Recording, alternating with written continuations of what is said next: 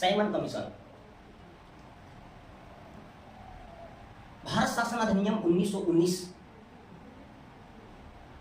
को पारित होने पर 10 साल के बाद एक संवैधानिक आयोग यानी कमीशन का स्थापना किया जाएगा, जो ये बतलाएगा कि भारत शासन के दिशा में कहां तक प्रगति करने की स्थिति में है। इस आयोग की नियुक्ति 10 साल बाद होनी थी, लेकिन ये 2 साल पहले हो जाती है। उसमें जो ब्रिटेन की कंजर्वेटिव सरकार थी वे डर गई थी, इसलिए साइमन कमीशन की नियुक्ति 8 नवंबर 1927 को कर देती है। ये 2 साल पहले डर के कारण से किया था। उनका डर था कि लेबर पार्टी की सरकार जो है भारत समर्थन सदस्यों वाले वैधिक आयोग को नियुक्त कर सकती है।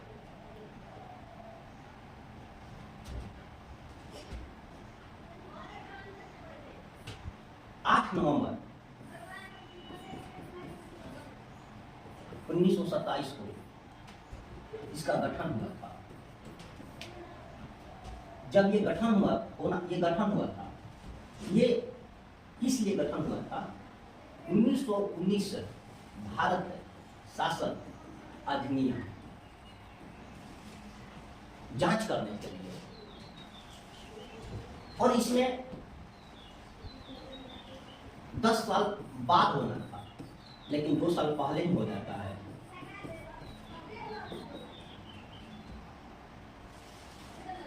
भारत में ये फरवरी 1928 में आते हैं। इसमें 7 सदस्य थे।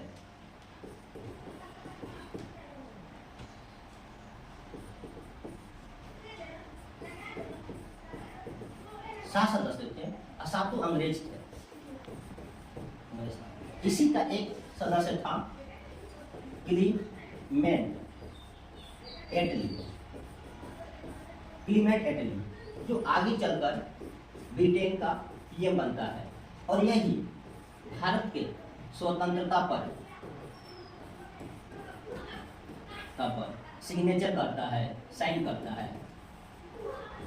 करता है। इसी ने भारत की आजादी का घोषणा दे दिया था। जब साइमन कमीशन भारत में आया था तो इसका बहुत जोर शोर से विरोध हुआ था। भारत के लोग साइमन कमीशन का बहुत विरोध किए थे। इसी विरोध में लाला लाजपत राय, पंजाब का शेर कहे जाने वाले, शेर पंजाब है, लाला लाजपत राय को लाहौर में इन्होंने जब साइमन कमीशन से अपना पेश करने के लिए स्टेशन पर उतर रहा था, तब इन्होंने वहीं विरोध कर दिए, और इनके जितने अनुयायी थे उन लोगों ने भी विरोध कर दिया। इसमें भगत सिंह भी गए थे। लाला लाजपत राय को सैंडर्स ने लाठियां चलाने का आदेश करवा दिया। सैंडर्स ने लाठी चार्ज का आदेश दे दिया था, जिसमें हमारे लाला लाजपत राय का डंडे से सर पर मार दिया गया, और इनके अधिक खून बहने की वजह से इनकी मृत्यु हो गई थी। उसी सैंडर्स को भगत सिंह और राजगुरु ने गोली से मार दिए थे, और भगत सिंह और राजगुरु को सैंडर्स के हत्या के बदले इनको फांसी हो गया था। अंग्रेज को पता नहीं चला था कि सैंडर्स को किसने मारा, किसी को पता नहीं था, तो गरम दल के नेता को पता था। गरम दल के नेता में ये बात तो था, वो लोग जो एक्शन लेते थे ना, सटीक और जल्दी लेते थे। तो देखिए, सैंडर्स ने लाला लाजपत राय को लाठी से मारकर हत्या कर दिया था।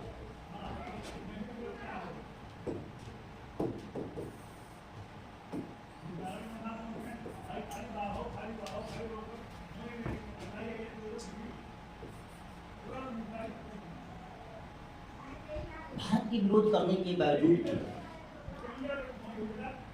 साइमन कमीशन 1930 में अपना रिपोर्ट पेश कर देता है।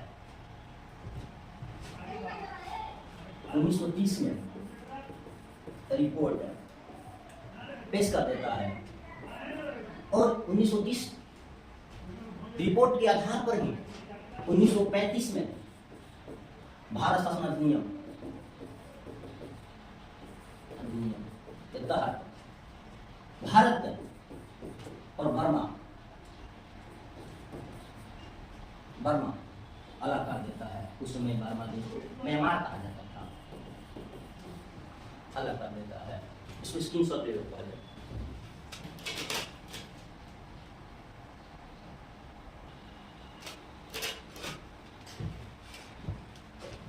चलिए, हो गया होगा। अच्छा, यह संगठन किसने बनाया था? तो उस समय का भारत का राष्ट्र सचिव वर्किंग हेड था, वर्किंग हेड था, और वायसराय इरविन था, लॉर्ड इरविन। दूसरा नंबर, जो साइमन कमीशन नाम पड़ा था, ये किसके नाम पर था?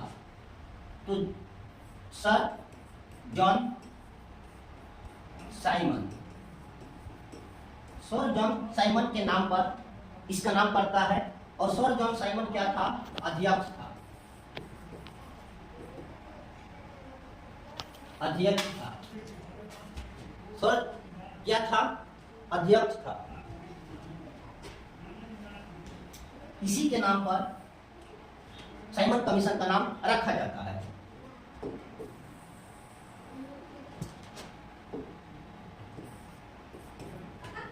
उन्नीस 1935 में भारत शासन अधिनियम के तहत बर्मा देश, म्यांमार देश को अलग कर दिया जाता है। और 1935 अधिनियम के तहत ही 1937 में, ये क्रम थोड़ा कम दिख रहा है, 1937 में पहली बार चुनाव होता है, जिसमें कांग्रेस बहुत बड़ी जीत हासिल करती है। कांग्रेस को 8 राज्य में जीत मिलता है।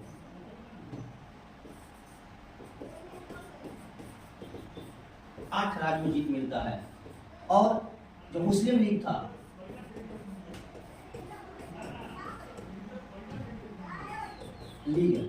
मुस्लिम लीग को पंजाब और सिंध में जीत मिलता है। पंजाब और सिंध में 2 जगह, उसमें सबसे बड़ा पार्टी बन जाता है कांग्रेस। इसके बाद साइमन कमीशन के विरोध में नेहरू रिपोर्ट तैयार होता है। नेहरू जी रिपोर्ट तैयार करते हैं। देखिए, एक था साइमन गो बैक, नारा लगाया गया था। लाला लाजपत राय ने एक नारा दिए थे, कहे थे कि मेरे पीठ पर परे एक एक लाठी अंग्रेज के ताबूत का आखिरी किल साबित होगा। Go back commission, Simon commission, go back. Nehru report 1928 में बना था, जब अंग्रेज ने भारतीयों को चुनौती दिया था। चुनौती क्या दिया था? अंग्रेज ने कहा था साइमन कमीशन के विरोध में, भारत के राष्ट्र सचिव वर्किंग हेड ने कहा था कि देखिए, आप लोग एक कानून बनाइए, उस कानून को हम संसद में पारित कर लेंगे, लेकिन कानून ऐसा होना चाहिए भाई साहब कि उसका कोई विरोध ना करे, सर्वसहमति के साथ आप कानून को बनाइएगा। इसका नेतृत्व नेहरू जी ने लिए थे, जवाहरलाल नेहरू जी के पिताजी मोतीलाल नेहरू ने, और इन्होंने नेहरू रिपोर्ट तैयार की है। और जब ये पेश करने के लिए गए तो वर्किंग हेड बहुत दिमाग का तेज व्यक्ति था। इन्होंने मुस्लिम लीग के एक समूह के व्यक्ति थे जिन्ना और जो नेहरू के परिवार था, इनमें एकदम घनिष्ठता संबंध था, मित्र था इनका, और वर्किंग हेड जानता था। उन्होंने कहा ना कि देखिए, जब वे कानून बना कर लाएंगे ना, तो आप इसका विरोध कर दीजिएगा, और जब आप विरोध कीजिएगा इसको हम रद्द कर देंगे। वही बात हुआ, जब नेहरू जी ने रिपोर्ट लेकर पहुंचे तो जिन्ना ने इसका विरोध कर दिया। वर्किंग हेड ने नेहरू रिपोर्ट को वहीं पर फाड़ दिया। मोतीलाल नेहरू को एकदम मन को ठेस पहुंचा था, बहुत दुखी हुए थे, इतना दुखी हुए थे ना कि यहाँ से अपना नेतागिरी सारा छोड़ दिया। इनका मुख्य उद्देश्य क्या था? उस नेहरू रिपोर्ट में मुख्य उद्देश्य यही था, डोमिनियन स्टेट, राज्यों की स्वतंत्रता, यही तो था इनका मुख्य उद्देश्य। क्या था? डोमिनियन स्टेट,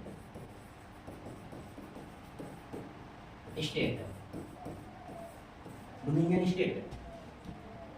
इनको दिल टूट जाता है और इसके बाद जिन्ना जाता है। जिन्ना 14 सूत्री जिन्ना फॉर्मूला बताइए, 14 सूत्री जिन्ना फॉर्मूला, 14 सूत्री जिन्ना फॉर्मूला 14 वो पेज लेकर, 14 वो कानून का पेज लेकर जाता है वर्किंग हेड के पास। पता है कि मैं देखिए बना कर लाया हूँ। वर्किंग हेड साहब इसको इतना झाड़ता है, इसका 14 सूत्री विभाजन को वहीं चबा जाता है, इसको लतिया कर भेज देता है जिन्ना को। क्या जिसका हम पीछा छुड़ाए तो वही लेकर आ गया। 14 को पेज का कानून बना कर ले गया था जिन्ना। बताइए, इसकी कानून को भी ये रद्द कर देते हैं। ये बात पता चलता है जवाहरलाल नेहरू को। पंडित जवाहरलाल नेहरू जी का बहुत मन का ठेस पहुंचता है।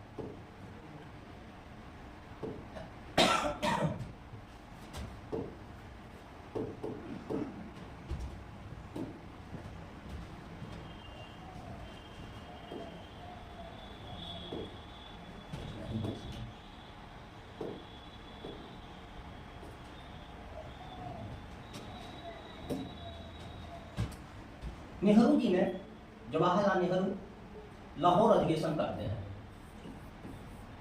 लाहौर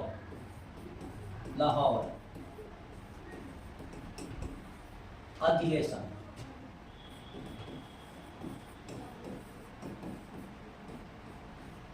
अधिवेशन 1929 में। जिन्ना रिपोर्ट लेकर गया था, मोतीलाल नेहरू जी ने रिपोर्ट कब ले गए थे? 1928 में, ये 1929 में। इनको इतना बुरा लगा था कि बताइए, मेरे पिताजी को तुमने रुला दिया। मेरे पिताजी ने क्या किया था? बस एक मांग तो रखे थे डोमिनियन स्टेट का, अब हमें डोमिनियन स्टेट नहीं चाहिए। जिन्ना ने संपूर्ण स्वराज का मांग कर दिया, पूर्ण स्वराज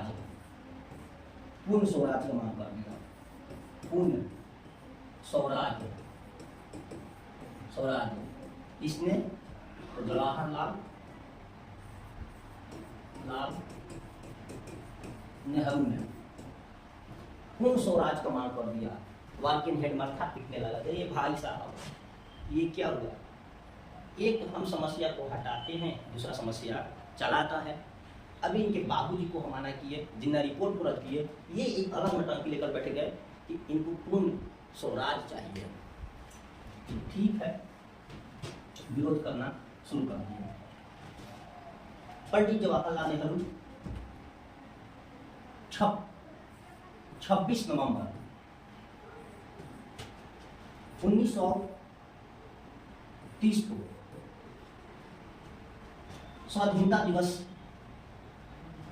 नहीं 26 जनवरी स्वाधीनता दिवस मनाया।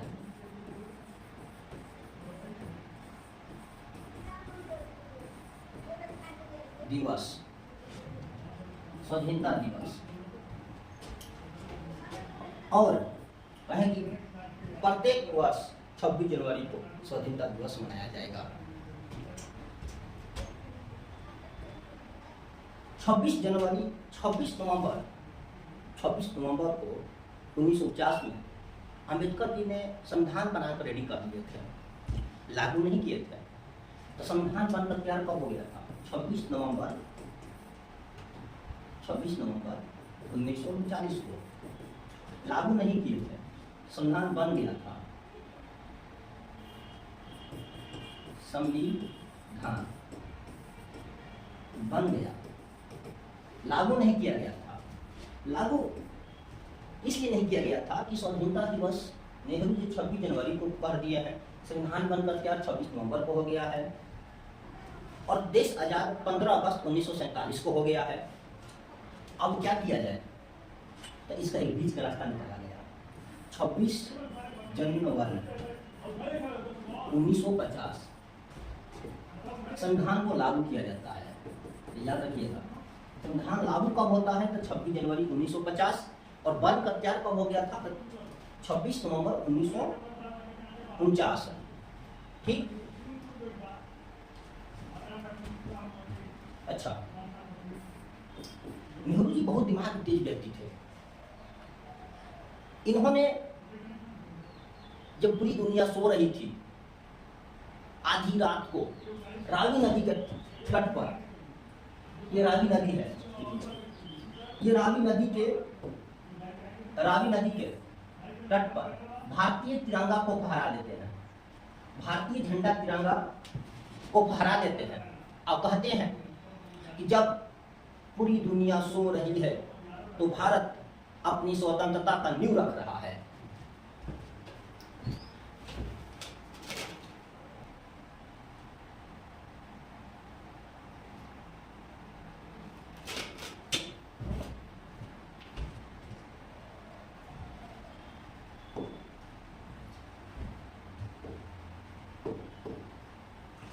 नेहरू जी बहुत तेज व्यक्ति थे। इन्होंने लंदन के जो कानून था, ब्रिटेन के कानून था, उसमें इन्होंने संशोधन करवा दिया। लेकिन एक बार की बात है, एक व्यक्ति को फांसी होना था, ये भी गए थे देखने के लिए, वकील थे, तो उस व्यक्ति को लटका दिया गया।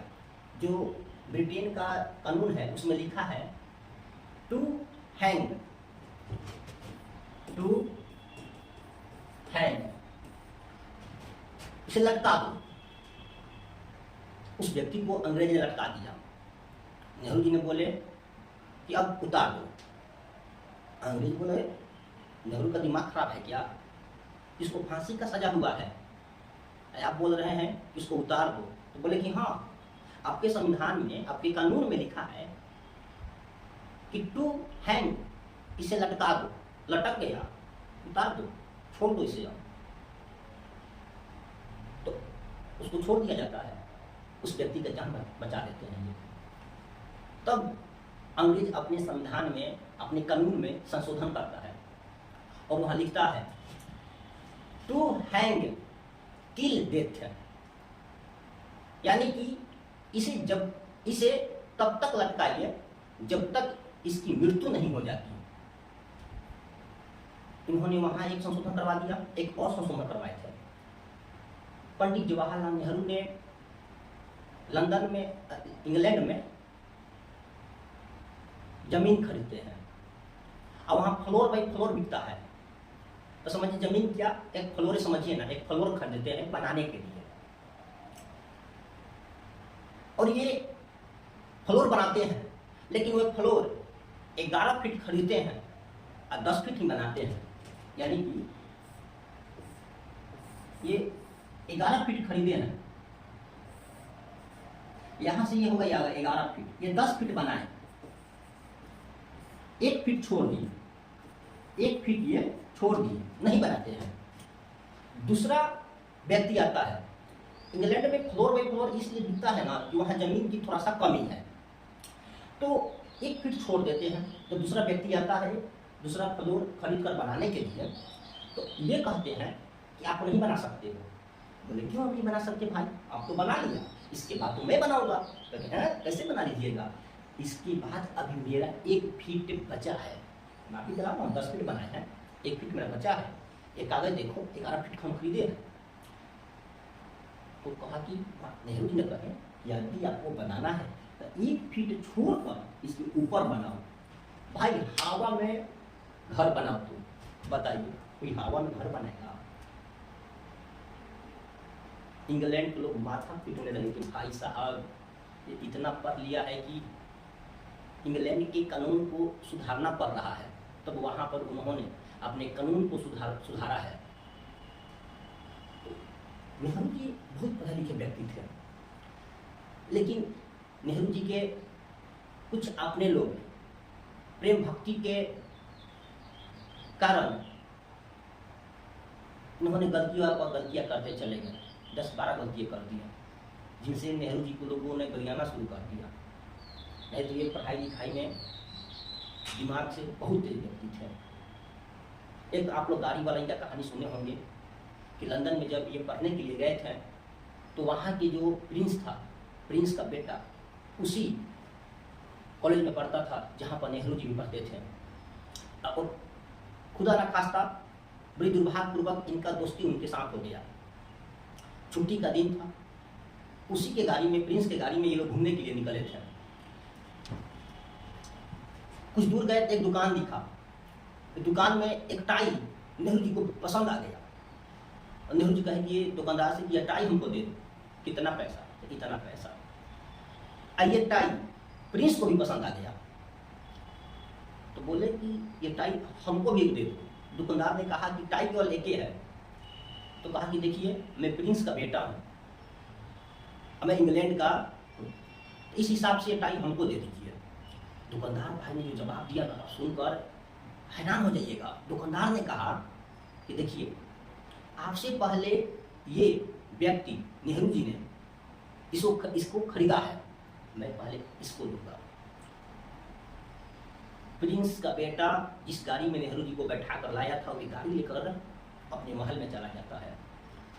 ये अपने टाई पहनकर पैदल अपने आते हैं, तो इनके पिताजी को पता चल जाता है, मोतीलाल नेहरू को पता चलता है कि मेरे बेटे को वहाँ के प्रिंस के बेटा ने रास्ते में ही उतार दिया, मेरा बेटा पैदल चल कर आया है। जो ये कॉलेज है ना, इसका 7 द्वारी था, 7 द्वारी था, 7 द्वारी था। 7 द्वारी पर एको गाड़ी खड़ा कर दिए। बताइए, एको 7 द्वारी पर एक गाड़ी खड़ा हो गया। जिस गाड़ी में बैठ कर गए थे ना, सेम वही गाड़ी है।